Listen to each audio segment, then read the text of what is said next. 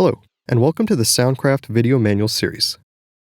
Today, we'll continue to expand on some DAW concepts for using with the Ui24R.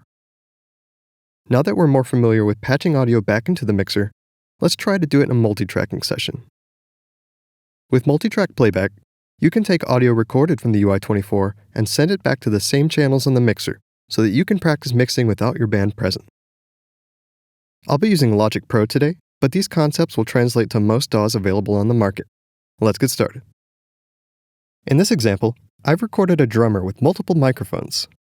Now I want to bring each one of these recorded channels back into the mixer on their respective channels so that I can practice mixing with the Ui24. First, we need to head to the Ui24 settings and select the patching tab.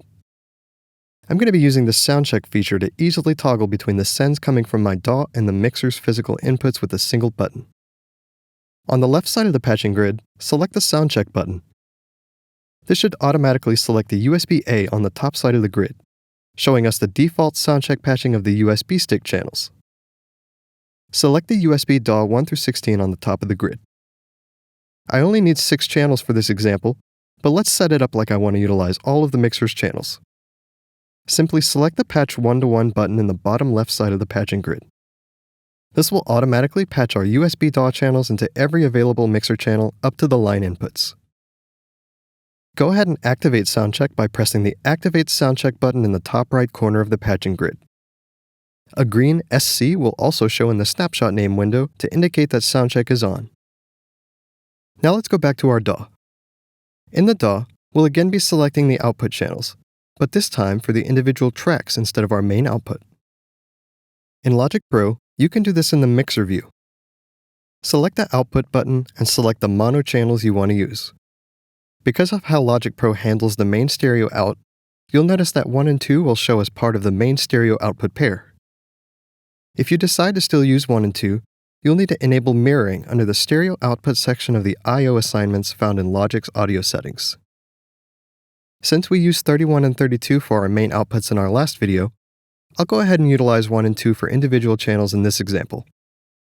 Just remember that you are not held to these exact channels and could opt to use other USB DAW channels instead.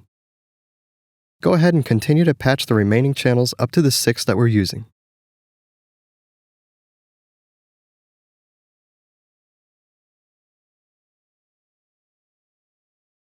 Now, press play and you'll see all of our audio tracks returning back into the individual channels of the mixer. From here, I can start to add DSP like EQ and compression and practice my mix without all of the pre-gig stress.